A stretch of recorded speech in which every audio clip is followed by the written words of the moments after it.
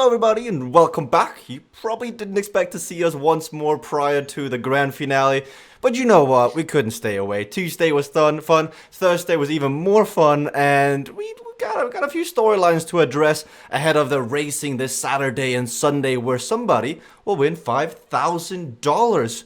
So Beth and Vic, we're back here. We've seen all the races today. I want to dive deep into every single race this Saturday and kind of just dissect what did we learn Tuesday and Thursday and what can we expect, and also looking ahead of Sunday, what are the races are going to be. But Vic, first up to you. We have 8 races. On Tuesday, we saw Electric Rush, we saw Echelon, we saw Lakeview Lanes, and Fantastic Alien Sea.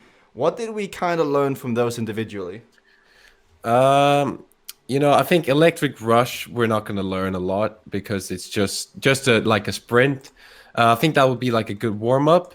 Echelon will be interesting with every single rider in there because we saw, with the 3 different zones on Tuesday, it was a bit more like scattered out. So it wasn't, everyone wasn't in, but we definitely saw some dynamics with the wind playing a big part. So I feel, if the team play of like Cognition and all these teams come together, they can definitely create some mayhem on that course.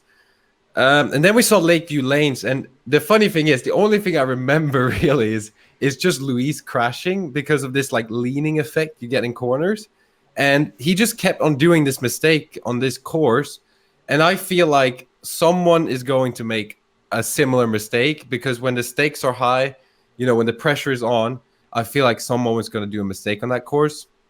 And then, Fantastic Alien Sea, it'll be like, I'm not really sure how that will play out. I think just at that point, we've done quite a few races. So I feel like we might see some people target like Fantastic Alien Sea or Lakeview Lanes and maybe not perform as well on the other ones. But yeah, I'm looking forward to it. I'm interested to see how it will play out with everyone riding together in the quarterfinal. Now, the graphic that we're looking at, I think it's got Lakeview Lanes wrong because I believe there is 3 path of least resistance on that course. And Beth, I mean, that's a power up you're quite familiar with. I am. We did experiment with that a bit on Tuesday because there is wind out on the course. So using it when you're not necessarily getting that tailwind. Of course, there's a corner caper too, so you can or uncrashable, so you can kind of be able to use that in the right spot. But if you're not minding the wind and you're going into a corner carrying a little bit too much speed because of that path of least resistance, you're going to find yourself in a frustrating situation. But using these power-ups as initiation, we talk about initiators and responders, and having 3 of them means you might be able to use them in both scenarios, but where you use them out on course, that's what we saw was a lot of experimentation and with the different power-ups across all of the courses. We did see a lot of experimentation, which meant we saw a lot of crashes, which is very unusual to what we see in the broadcast. I mean, last night, thank God I was asleep because it was like 4 a.m. here, but Victor was awake. I didn't really catch Zone T, but guys, from what I can understand, I mean, Moti was crashing, everybody was crashing. What was happening there, Vic? So in Zone T, we saw like Moti came back just before the grand final. He's been hiding away somewhere in a cave, probably looking at, corner speeds or something, not really showing his cards.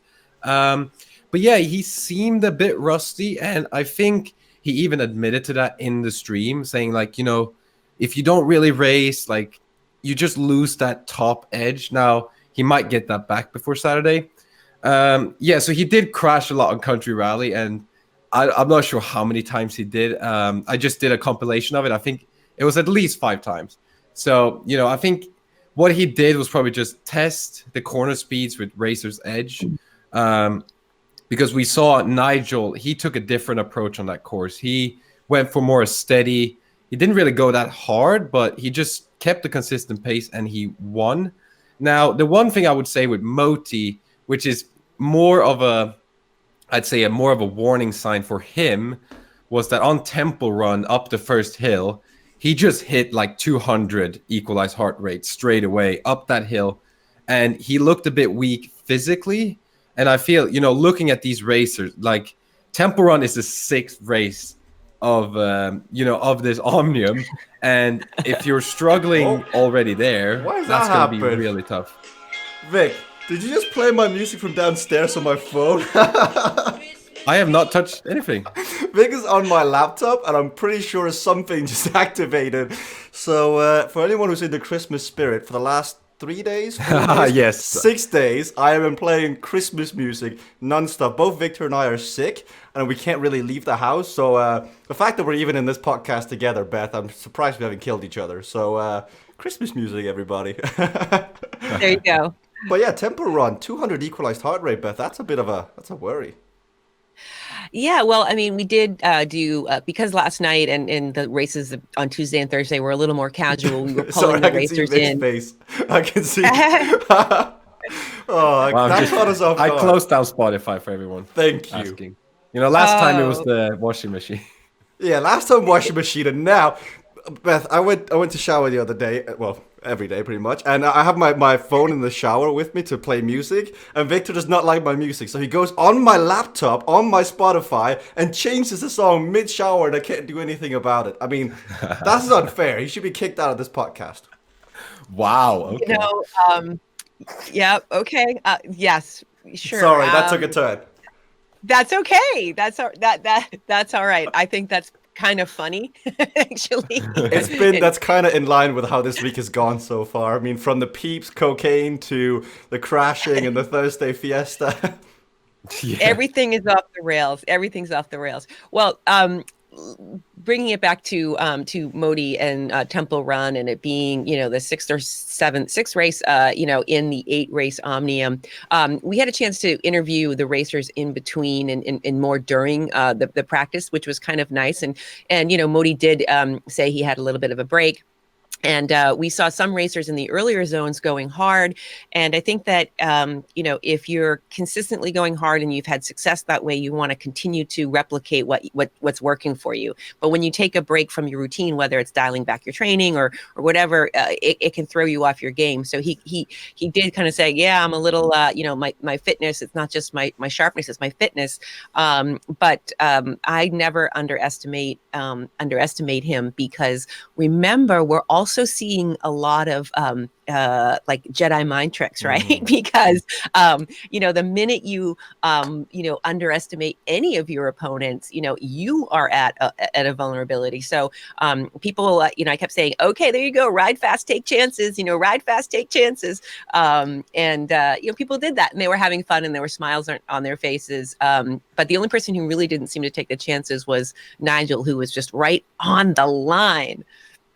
I think Nigel needs that too. I think Nigel is a consistency kind of person where he doesn't want to try anything new. As he just needs to reaffirm himself. I know what I'm doing every day, and that's his kind of mentality. But I think there's a lot of speculation going around. Us three are chatting so much about the Tuesday and Thursday races, but making a conclusion based on these races for what's going to happen this weekend, I believe is somewhat wrong.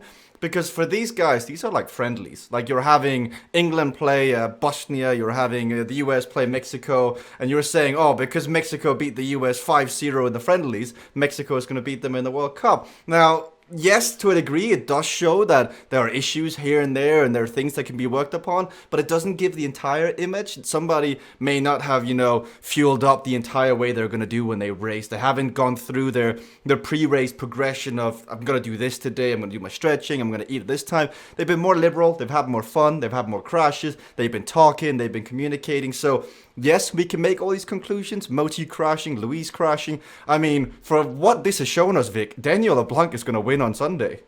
Yeah, he is.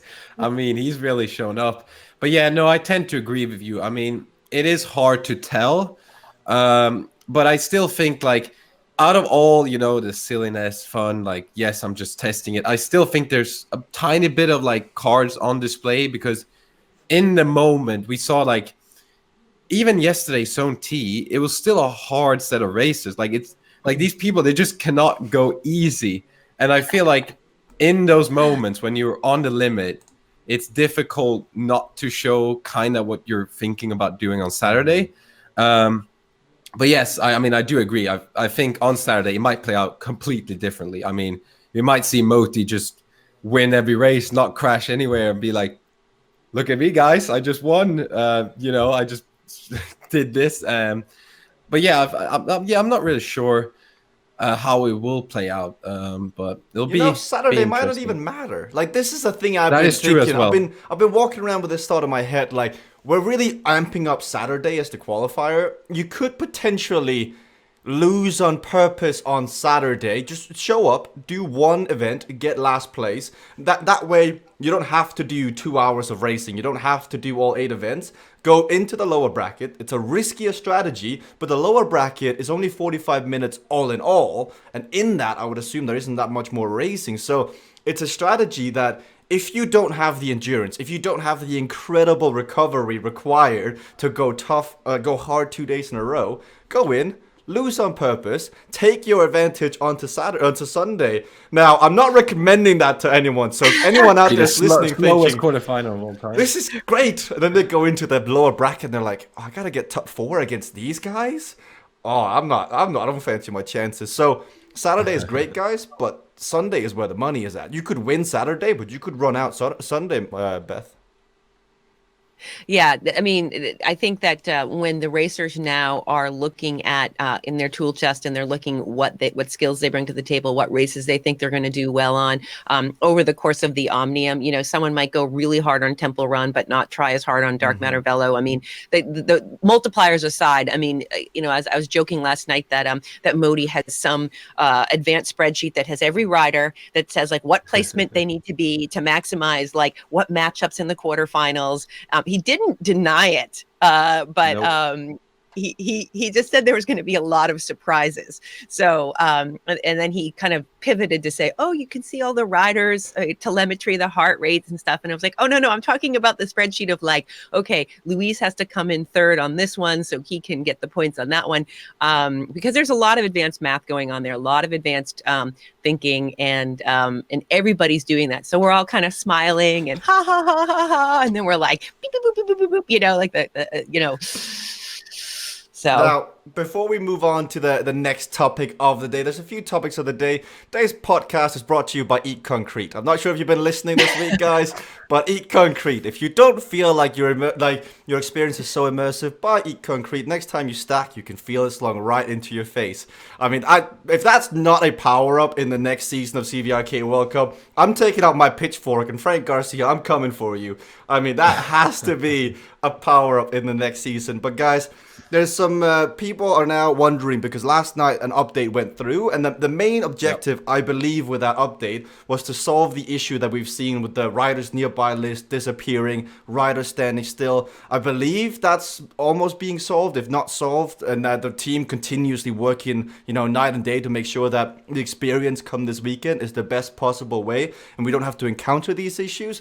But there's also another push that was pushed in this update. So when you all signed up to be part of the CVRcade World Cup, the events pass was 2 months free. So you got 2 months free of the events pass. Now in December, it's no longer free. Now, there's going to be a post on Facebook today answering all your questions. At the current moment in time this podcast is being recorded, we don't have all the answers to your questions because right now in Tucson, Arizona, it's like, 6 a.m. in the morning, 7 a.m. in the morning? Yep, so 6 a.m. Yep. Let them wake up. Now, this podcast may be out after or before the post, but we are aware of your questions and they will be answered. Now, I mean, personally, I think that, to be in the grand finale, I think that you should buy the events pass. I mean, we have the privilege of having a free-to-play platform. Now, you two don't have to share your thoughts on this. I'll gladly put my neck on a limb here, but I think the community...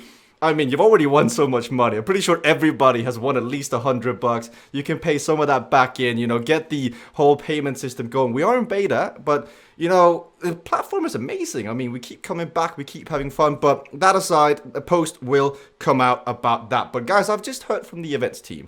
Now, if you had to design the grand finale, what 4 events would there be? Because this is the interesting thing, because we don't know yet. We don't know what Sunday's finale is gonna look like. Vic, you can pick one event, one track with power-ups, abilities, whatever. Now, the grand finale, I assume, will be 4 races. I think it will be. So we'll all go around, pick one each, and then combined, we'll pick the 4th one. So first up, Vic, Pick a track, pick abilities, high, low skill, medium skill. What do you want to see? That is a difficult one. I think it definitely needs to be a high skill event in there. I think what would they pick? There's so many courses we can use. I have a feeling like maybe mountain bike course by Jesper. I think we haven't I'm not sure if there will be okay, Saturday we use these tracks, so we're not going to use them on Sunday, or maybe it's just we're going to use all of them again. Whatever rules you said, Vic, whatever rules, you are right now, you are the hit events creator in the whole world. Well, if I had to choose, I would pick 5 lap Summit Island. I think we all agree on that one. Flat tire on permanently. Well, I think that'd be a gift in disguise. They wouldn't even get out of the start gate. They'd be like, well, whatever. Yeah, that's it. It's over. Flat tire on Summit Island, climbing up that would be so mean. Oh, that'd be fun. I mean, to commentate, not to race. Probably. Yeah, that'd be brutal. What are you saying, Vic? No, I think I'll pick. I was gonna say mountain bike by Jesper, but if I can choose anything, I think country rally has to be in there. It's a really difficult course. Probably Racer's Edge as an ability, because we saw the crashing just went up a new level, and I feel in the final that's going to be really funny. With Barney the barn door might cause some trouble. The sprint is really exciting with the logs on the finishing straight. I would pick. See, the thing is, it's interesting. I'm not sure what requires more skill, if it's more or less power-ups, but I think Racer's Edge ability, and then probably something like weight lifted, corner caper, and probably an inertia.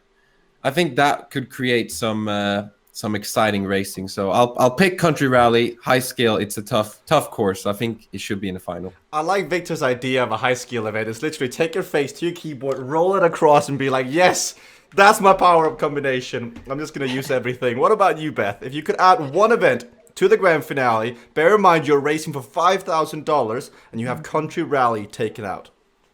Okay, well, so as a racer, I want it to be a little easier, but so when we look at an Omnium, I'll just say that Vic has checked the box of sort of the high skill obstacle, because it could be that, or it could be sudden lane change, or it could be, but that's basically that sort of variety, a short lap track, lots of, corner speeds to mind and obstacles. So I'm going to pick the event that the race organizers, I feel like, where they like to really hammer your legs, right? So that you're tired by the time you get to sort of the finesse. And so I'm going to say Rocky Mountain. Just to kind of have one of those long ones in there.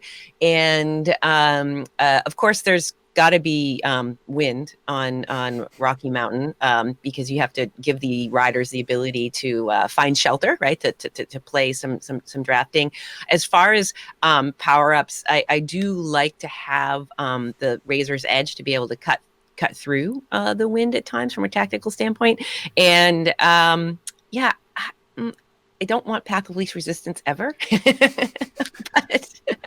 But what else is a good one on Rocky Mountain? Obviously weight lifted, but I mean, maybe something like a quantum shift for a sprint at the end, because I would imagine on those longer courses there'd be some blocking, and 2 quantum shifts just for a fat finger, right? In case you just need to get out of trouble.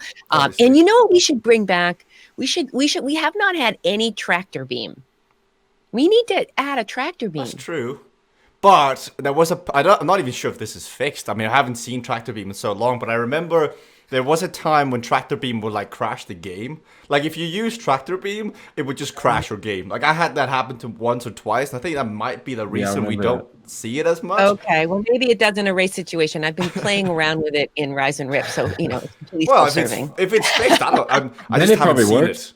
I haven't seen it, but yes, I agree with you, Beth. Tractor Beam is so good team-wise, because you can do it 2 ways. You can either use it to stop somebody else, or you can use it to bring somebody up. I always go back when I think Tractor Beam. I think Tim and Monica in the team lead were in Broad High Desert, which, by the way, Rip? Where is that gone? Does anyone Good remember one. Road High Desert? I mean, those were the days. OG, only OGs. Only close beta members will remember Yeah, Road High exactly. Desert. should be Aw. like should get like a print hanging on the wall like Road High Desert, gone but not forgotten. But yeah, Tractor Beam from Tim and Monica, great power up, but I think it's too powerful. I think, but blocking in particular. Imagine if you gave someone like Jonathan Heron a Tractor Beam, like you just stand still, like you would just be like, meh, whatever, you're gone. So. Yeah. I think those are great suggestions. I think both of you nailed it. So we have the high skill, we have the low skill. I think for the no skill, it has to be Echelon. I think Echelon is the one when it's a no skill event, which I think should be in there. Like, I don't know about you guys, how you Really? feel. I honestly think no skill event has a lot of skill in it. Well, see, that's what you even said that Rocky Mountains has a low skill. You know, Yeah, I like, was thinking that there'd be crashable. You'll be crashing, so it wouldn't be Medium low skill. skill. Medium skill. Yeah. yeah, medium.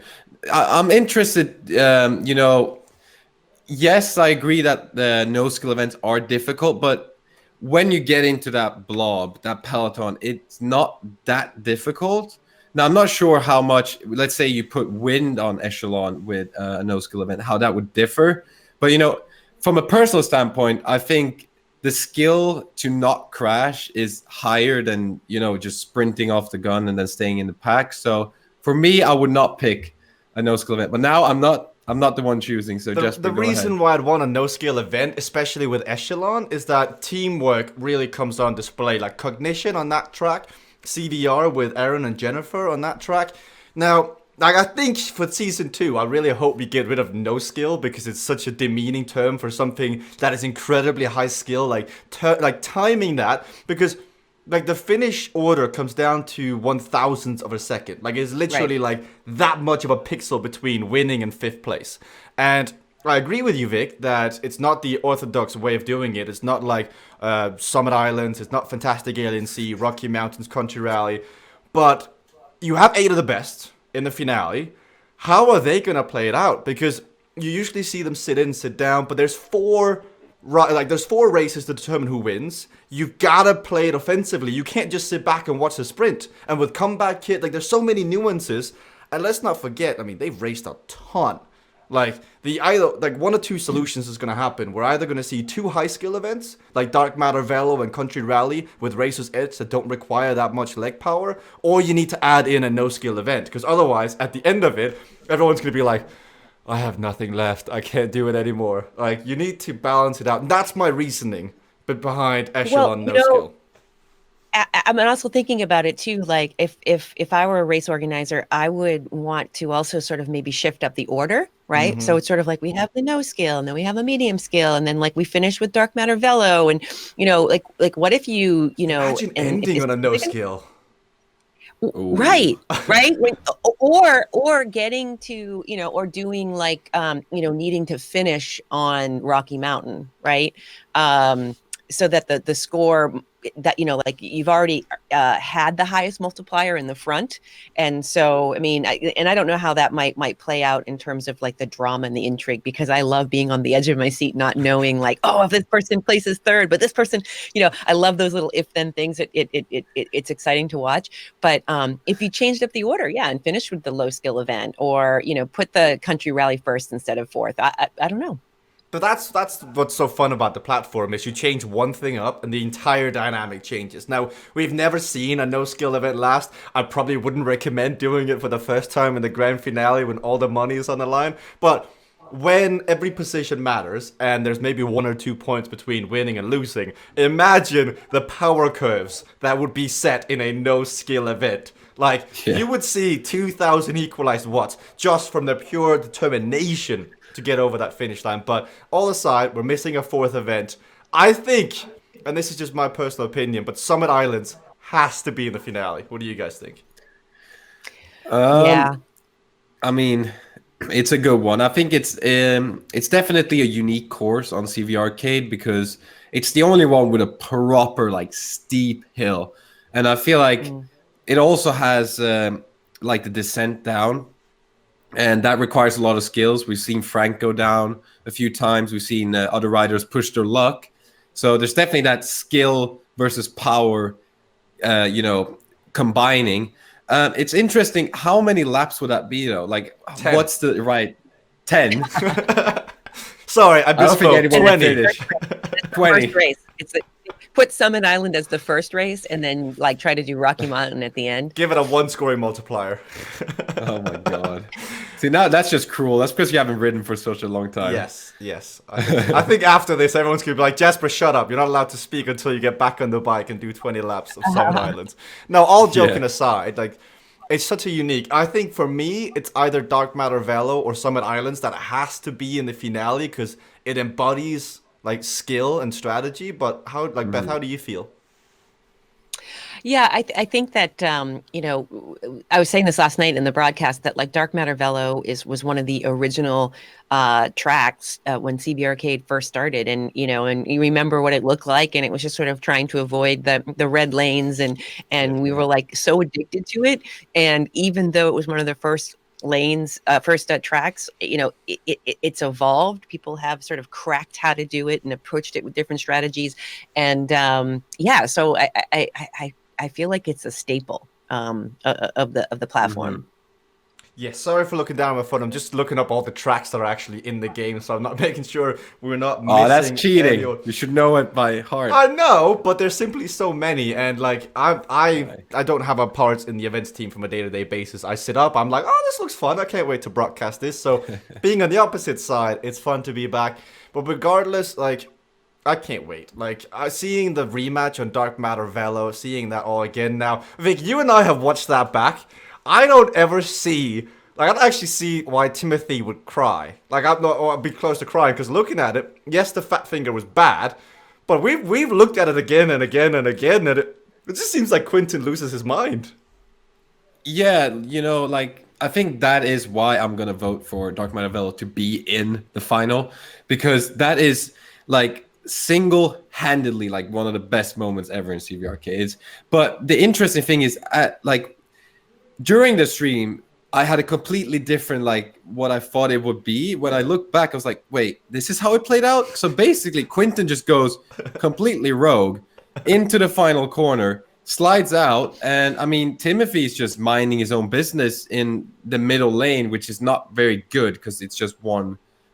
You only have one lane to play with. So, yeah, I'm not really sure how or why, the tears would come. But then again, he did lose out on the final spot. But yeah, I definitely think like Dark Matter Velo should be in there because, the drama of all the crashing. And the interesting thing, though, I think Dark Matter Velo, should be in there, in my opinion.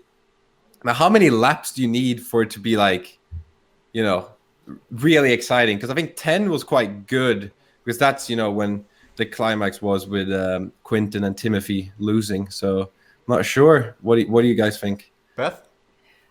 Yeah, I think it should be in there. But it was just occurring to me when you were looking at the tracks and you were talking about Dark Matter Velo, we haven't raced much on Hypnotic Highway. Like, what about I mean, we haven't raced high skill on Electronic Rush, right? Oh, so if my I was like goodness. kind of like going to my stack. That is true. They can go completely, like out of the blue, like Opposite. Hypnotic Jumble 4 laps. Like no one has ever raced it. I mean, that could be quite clever. Barnyard Velo for all the clever. marbles. Barnyard Velo. Now that's next level. That is a great course in Canary, yeah. Oh, that'd be fun. Crazy. Or some of the new ones, the Mitochondria at Ryan Goldenberg's new track. Attack the Middle. Attack the Middle is good. Attack the Middle is stupidly good. Like, it's such a dumb idea. Like, only one lane available, but I can't wait to see how that plays out. Yeah, that's going to be mental. Yeah, I took a look at Attack the Middle. I'm excited for that one, but it is going to be interesting to see when people line up to get that lane and if there's sprints and flat tire to make up for your crashing. I don't think that they will go. Like, I don't think the events team will be that mean because I think we want like the main objective of the grand finale is entertaining, like watching. Like, it has to be high skill. You have to see the gameplay. You have to see the story unfold. You don't want to let it come down to who has access to Canary, who has on the off chance been practicing Barnyard Velo, which I know Timothy for some reason, like he's like, oh, for someday he'll be in. I'm gonna go and be the best at this now. So that's who he is. But I do like what we have coming up this weekend. I think it'll be a great conclusion. I can't wait to see it. I think like season 1 has just flown by. Season 2, I'm sure there'll be a shakeup. I think new writers will come in. Speaking of which, I have an interview with Jonathan Herone later on tonight, which will be out tomorrow, and I can't wait to ask him about his journey from being a Swift streamer to now being on CVRcade, from being from day one he came in and he was a wrecking ball, and I can't wait to talk to him about that. But guys, season 1 coming to a close. We do have something exciting, though, in the plans for between now and the new year, because talking of tracks, I think we all love the tracks. I mean, Victor spends hours taking screenshots, putting them on Facebook going, oh, this looks good. But we've got a bit of an announcement to make, so I'll tease it here. So make sure that you don't think, oh, the whole CVRcade world is going to stand still now that CVRcade World Cup is ending. The three of us, the CVRcade Talk Show, you can see a little cool logo over there, we're going to be hosting a track building competition. Now, I know there's a lot of people out there who's already working on the track builders. You're working on your own track. When we start, which will be next week with the episode of the podcast, you're going to have to start from scratch. You're not allowed to be working now. Whatever you've got building on, finish it up, because from next week, there's a competition coming, and I can't wait to host it. Guys, it's been a pleasure. Last impromptu podcast before the weekend. We'll see what the event organizers come up with, but if they choose our events, you can find our PayPal information somewhere over here in the corner. But until next time, everybody, we'll see you for Saturday, and we'll see you for Sunday.